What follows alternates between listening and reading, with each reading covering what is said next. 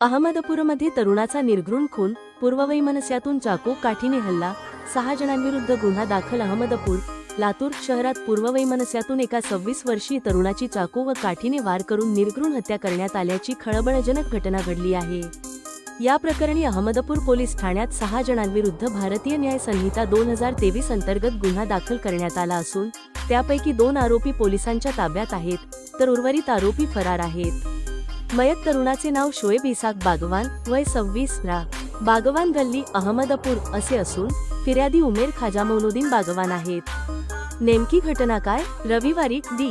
21 रात्री सुमारे 9 वाजण्याच्या सुमारास शोएब बागवान व उमेर बागवान हे अबूबकर किराणा दुकानाजवळ उभे राहून बोलत होते. याच वेळी मागील भांडणाचा राग मनात धरून 6 आरोपींनी संगनमत करत दोघांवर हल्ला केला. आरोपींनी चाकू व काठीने जीवे मारण्याच्या उद्देशाने बेदम मारहाण केली.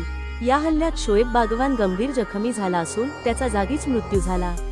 आरोपी व पोलिसांची कारवाई. या प्रकरणी समीर खलील शेख, आमिर खलील शेख, कलीम खलील शेख, गणिबी शेख, मालन बबलू शेख, सर्वरा अहमदपूर यांच्यासह 6 आरोपींविरुद्ध गुन्हा दाखल करण्यात आला आहे.